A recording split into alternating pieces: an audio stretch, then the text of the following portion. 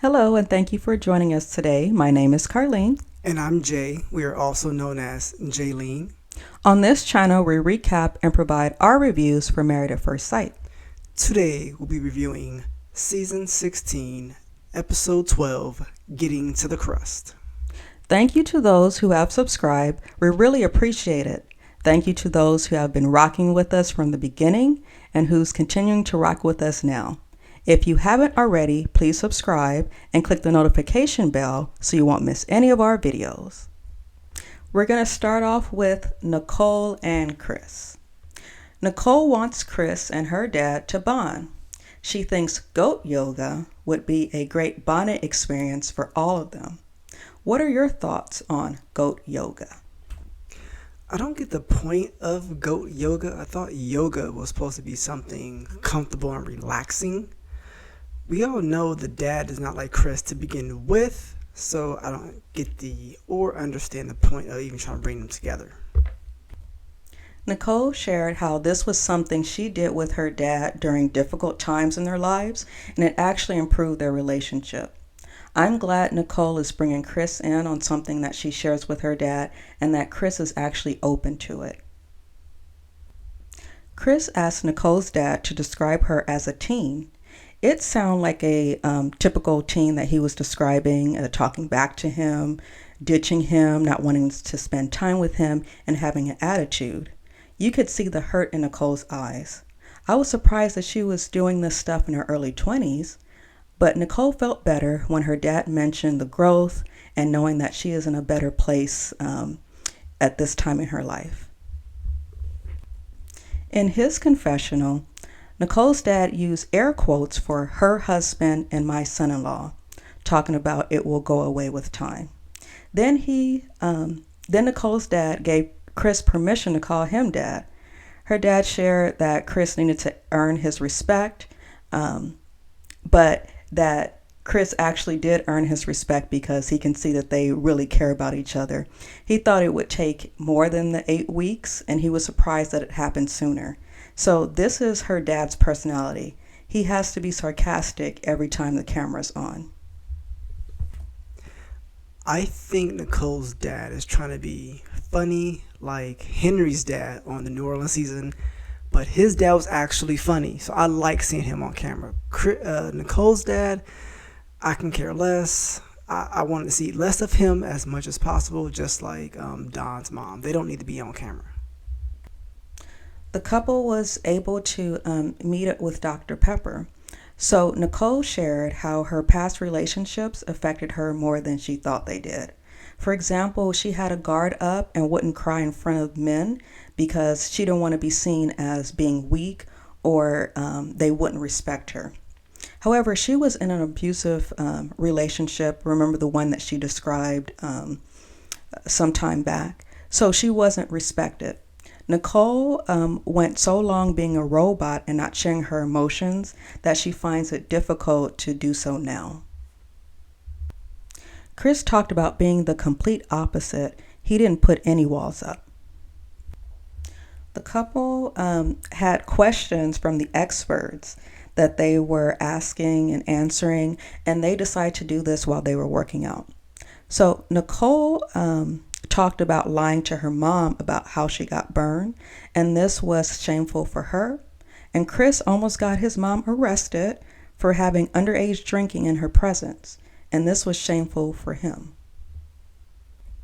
Chris shared his insecurities about not being lovable and if he was even worthy of love. Nicole reassures Chris that he is worthy of love.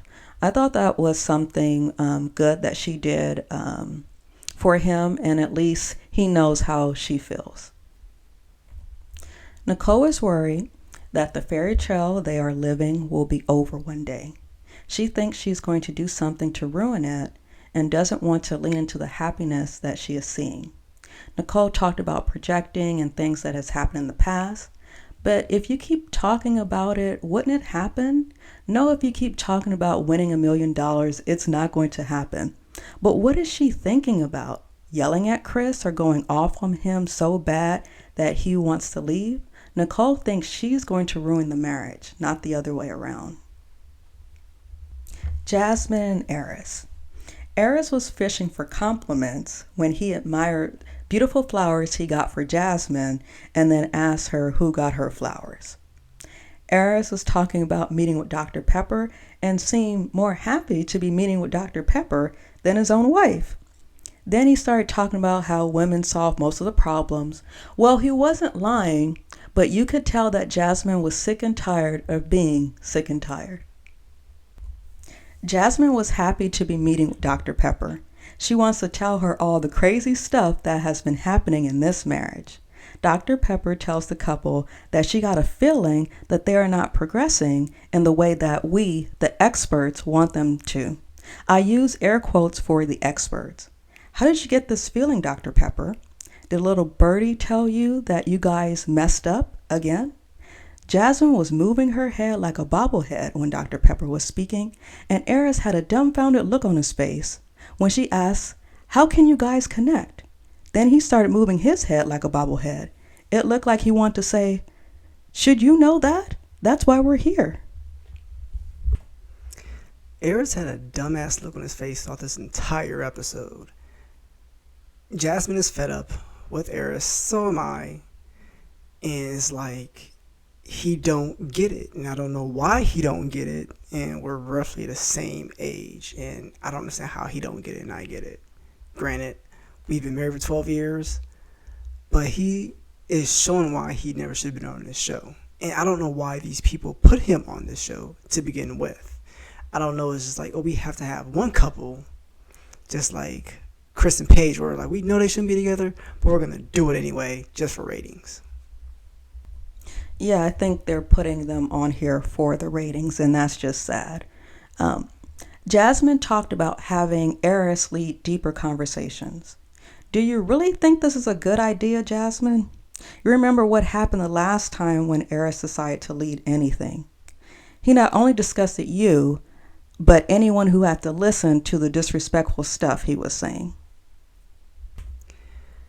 If it's not about sex, he's not interested. So if the conversation is not about sex, I don't feel he's either want to talk about it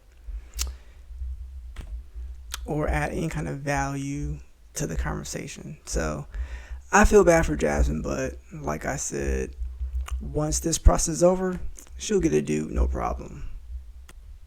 Jasmine doesn't feel she is being true to herself because she tells the girls she mentored to be true to themselves and to speak up for themselves, but she's not doing the same. Jasmine talked about feeling like she was in a marriage by herself because she couldn't express things to her husband. She went on to say how she started loving herself and the person that she is with is not feeling her. Airris looked like he didn't care at all. Dr. Pepper basically asked Jasmine, does she think that the way Airris is acting has anything to do with her? Jasmine never thought about it like that. So is he really physically attracted to her and saying that he isn't as an excuse? If that's the case, that's the stupidest thing I've ever heard. Usually a man, it's all about looks initially for a man anyway. So once you get our physical attention, and then the mental part of your personality will take over and a guy can fall in love with someone. But for Airris, which I wish the show would do, is if you know someone's all about looks, either get them someone who matches that physical type or don't cast them at all. Because for Airris and previous people on the show, once they took a look at someone, it was game over from Jump Street, and it was like wasting time. If they get them someone, I guess that's their type, or they'll find physically attractive, but that's the only thing, aren't they going to be back in the same boat? If you're not picking someone like Airris, no, you will not be in the same boat. If you have someone who has the mindset of a Chris or Nicole, I feel it'll go further.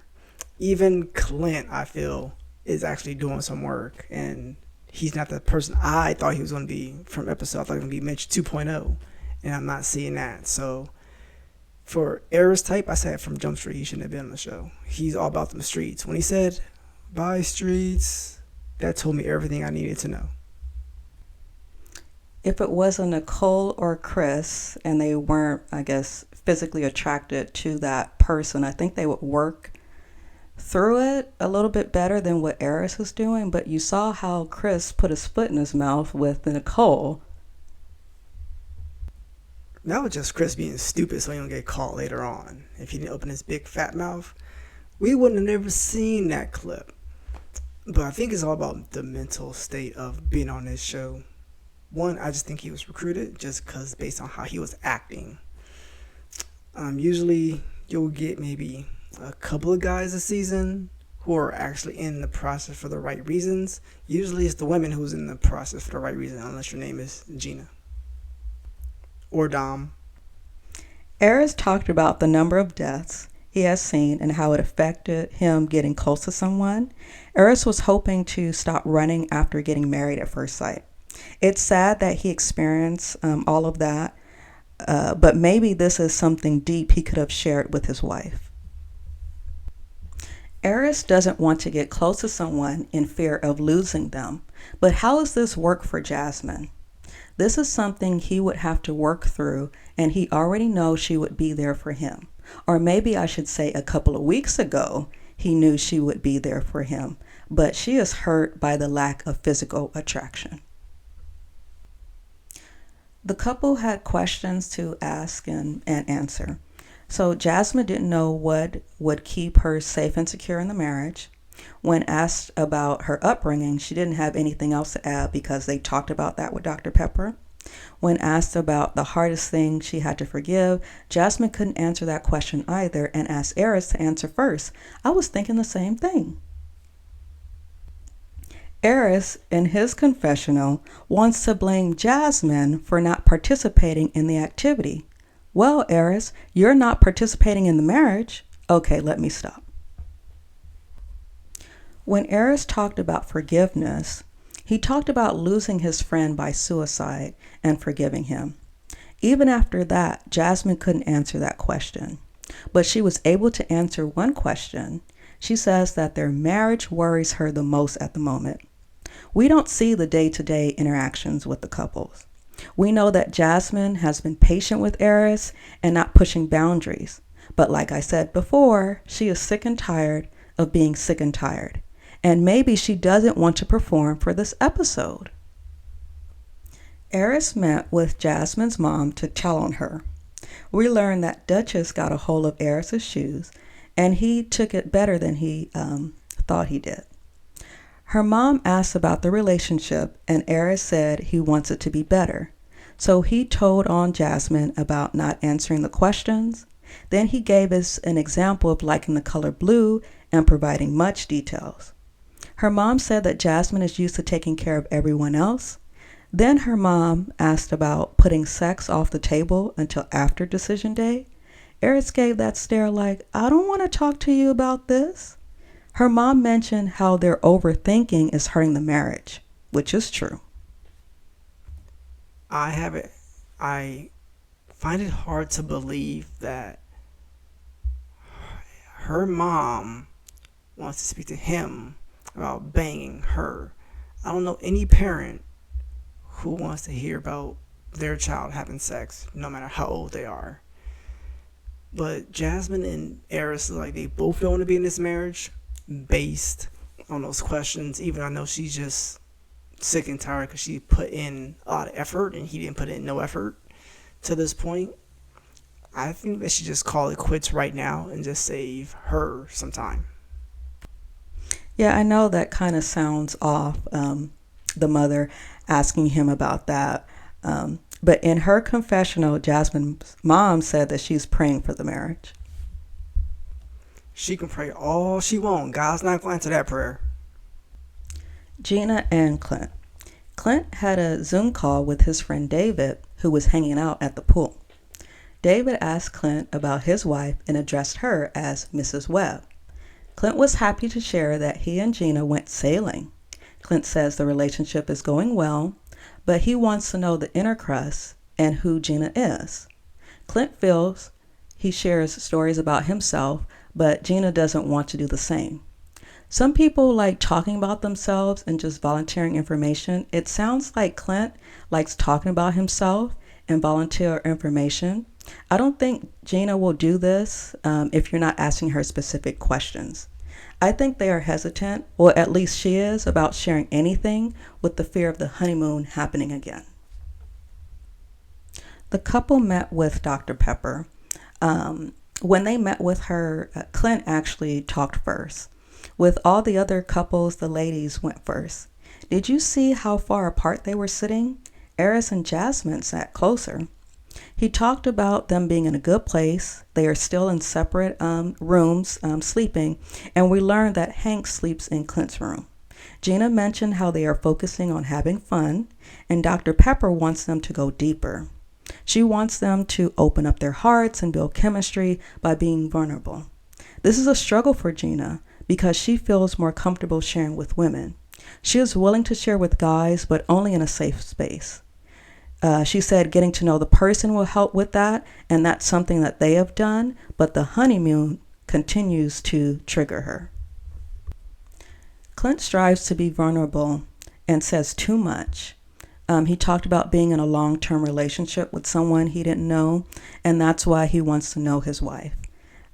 Gina's eyes got so big, and you can tell how annoyed she was. Dr. Pepper asked her about it. Gina feels Clint doesn't ask her any deep-ended questions. Dr. Pepper asked Gina to tell Clint what would make her feel good about talking about those things. She wants more direct questions and would be open to answering specific questions. Clint just shut her down. She is basically giving him the key to open the door, and he was like, "You open the door yourself." Dr. Pepper was even confused and was like, "Can't you help her?" Dr. Pepper looked like she wanted to curse them out. See, their age, it's a problem here. They are too set in their ways. Clint isn't open to a Q&A session. Dr. Pepper tells them that if they stick to the same styles that they like, they're not going to find love. Let's not poo-poo on Clint right now. I feel Gina is not giving any type of effort. After she heard she was called fat at the honeymoon, she was out. From that point on, it doesn't matter what Clint does. He could be George Clooney for all I know. She wouldn't have it. Because if she really wanted to work on the marriage, she wouldn't just be focusing on having fun. She would be focused on trying to fix the marriage and getting things to work out, but she's not doing that. The couple went back and forth asking and answering questions. And at this point, Gina had to let go of the feelings of rejection and abandonment. She said her parents divorced at a young age and her dad didn't make an effort to see her. Clint related to his dad not being there either, not because of a divorce, but he was working. Gina thought that since her dad never showed up for her, why would another man show up? This information was helpful for Clint, and he understood why she worked so much. Gina wants financial security, and Clint wants to have a family. Gina thinks that she's going to be a good mom with the right person. And Clint shared how he legally changed Hank's last name, and that's why Hank passed gas in Clint's face at the beginning of the exercise. So the last couple, Kirsten and Shaquille. Kirsten mentioned how excited she is to be meeting with Dr. Pepper. However, she does this while she is eating, and it disgusted Shaquille to the point that he reminded her to finish chewing like she was a child. As Kirsten baked cookies for the visit, they tried coming up with questions to ask Dr. Pepper. Kirsten was hoping someone was there to help them after the couple's dinner. While visiting with Dr. Pepper called Kirsten a bad girl for bringing her cookies. Did Dr. Pepper think it was a setup? Kirsten wants help with their communication, especially during disagreements. Dr. Pepper told them not to assume. The second rule I had to sit with for a while because she was trying to reinterpret the Bible, specifically the Golden Rule. After chewing on what Dr. Pepper said, my take is loving your partner using their love language. For example, we love our partners how we want to receive love. It's not going to work if you and your partner receives love differently. There are 5 love languages. You have receiving gifts, words of affirmation, quality time, acts of service, and physical touch. Now, there are general things partners can do for one another to show love, but it is more meaningful if you listen to what your partner needs from you. I agree with that 100%. Because my love language is physical touch. So when I'm touching you, that's me. I love you, and that's not your number one love language. So once I understood what yours was, I received like it was better seeing how you react towards that compared to what I was doing. I was just showing you how I loved you. So I do understand that, and that's where their communication could be better. He wants to be loved one way, but she ain't doing it. She wants to be loved one way, and he's not doing it. So their wires are being crisscrossed. So if they can get that part down, I think there's potential. But she confuses me too much, so we'll see where that goes. Dr. Pepper wants the couple to be open and to deepen the marriage and had them talk about their childhood. Kirsten shared how she fend for herself after her parents' divorce. She said how shameful it was because she didn't know why it happened. Also, going back and forth to different households caused her to close up, or close down, I should say, and make decisions and manage her own emotions alone. Shaquille shared how his mom worked hard, but he wanted more from her emotionally, and how he met his dad at age 17, and how this was shameful for him. I'm glad that Shaquille could work past the grudge he had for his dad, and that they know something about each other's childhood that could make them closer. Kirsten and Shaquille were having dinner, and Kirsten asked Shaquille to sketch a logo for her business. She was impressed. Then she was complimenting him while and asked him if he could build websites too. He was talking about charging her, but she didn't feel that would be necessary as she would be paying him in other ways. Was anybody else thinking about she was talking about sex? Because when they were meeting with Dr. Pepper and they were talking about things were getting a little bit better, the look on Shaq's face, I was like, okay, so is something going on at that point in time, or what's going on here? Like I said, she confuses me. It's like one minute she's like, okay, he can have it when he want it, and then it's like, don't touch me or you don't listen to me. So I'm wondering, when did this actually really start? Just like the other couples, Kirsten and Shaquille, they ask and answer questions. So Shaquille asked Kirsten what she needs to happen for her to feel safe and secure. Kirsten wants Shaquille to always take the lead, and Shaquille warned her, like, remember you said that. Is it me, or is Married at First Sight getting cheaper with their budget? Prior seasons, they didn't have all the other couples ask the exact same questions. Everybody else always had different questions. So what's going on here? Yes, something is going on with their budget, because I don't want to see or hear all the couples ask the same questions. And then also we're seeing less of the experts. Yes, I'm using air quotes. Shaquille took the lead and decided to paint Kirsten when she got home, and she didn't stop him either. Kirsten wanted to know what his direction was for the painting, but he wanted her to wait and see the outcome when he was done. Kirsten was very encouraging with her words and has been lately. The conversation between them seemed like they've been together for some time. So in this scene, it looks like Kirsten likes being told what to do. And I think she said something like that, similar in the matchmaking spell. She want to be told what to do or be manhandled or whatever phrase that she used. So that looked like it turned her on. So I'm like, okay.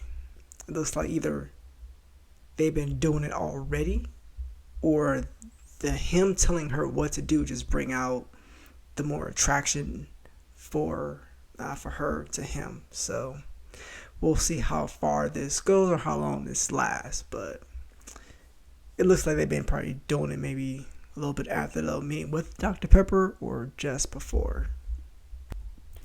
Then he did the whole strawberry and whipped cream kissing. He kept asking her if she trusts him several times. I guess he didn't want her to make him look stupid because he was trying to take the lead. Then she was doing some dancing on him while they were on the couch and they continued to kiss. Then they took it to the bedroom. And then she's trying to tell production, if we have sex, only him and I would know about it. We all know that's what's about to happen. Come on now. Well, that's all we have for episode 12.